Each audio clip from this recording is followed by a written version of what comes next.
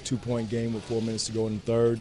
They go on an 18-5 run. So sustaining it after that, we didn't do a good job of doing that. I thought they figured out the zone from that standpoint, and they made shots, and we come down, we struggled.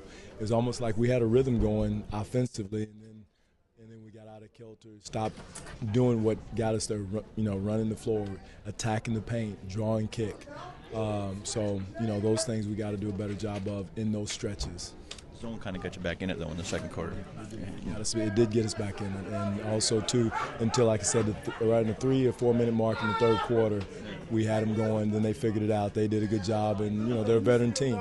Again, until we get a rhythm defensively and take pride in our defense, stop them with our man-to-man, and not have to play zone for such a long period of time, that's when we're going to be okay. But, again, the defense, I thought, let us down starting in the first quarter. Defense coach, you talk about it. It just seems like the identity that you established last year, you're still searching to find it right now. And one thing, we have, we have stretches where we do it, but then, we have some new faces. That has something to do with it too. Jonas is still learning.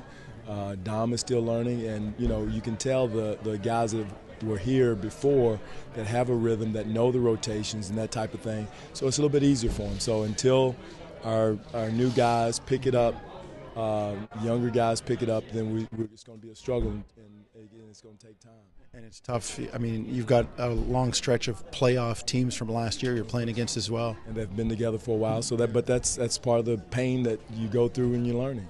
And again, we had some good things, but just that stretch where it was the 18-5 run was just too much for us after we fought back after the first. When you fought back, Coach, the offense was going good, but the defense seemed to kick in as well. And that makes it easier. You can run. We were getting stops, and it allowed us to run and get easy buckets, playing flow in transition, and that's what it was that got us to run.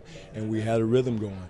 But once you allow easy buckets or they had rhythm shots, then now you try to run. It's a little bit more difficult to run out of the basket. Andrea had a little stretch there in the third quarter where it seemed like he found himself, but it was there for 10 minutes maybe, and then it was gone again.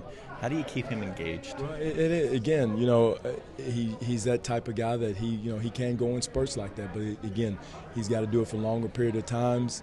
I thought he did a good job against Garnett in that stretch, but again, consistency is huge for him, and being able to do it for longer periods of time.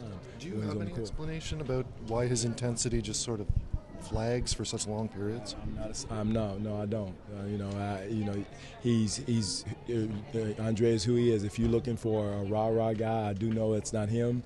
He doesn't show expression. So, again, that's who he is. That doesn't make him a bad guy or a bad basketball player or whatever, but I do know that there are players who are like that just doesn't show an expression, which doesn't bother me. My thing is just be consistent, and at that stretch he played big and got us back within 2 with 4 minutes to go in the third. So I don't know about his expressions or his, I don't care if a guy's a rah-rah guy or jump up and down guy, as long as he's putting the ball in the hole or rebounding or playing defense.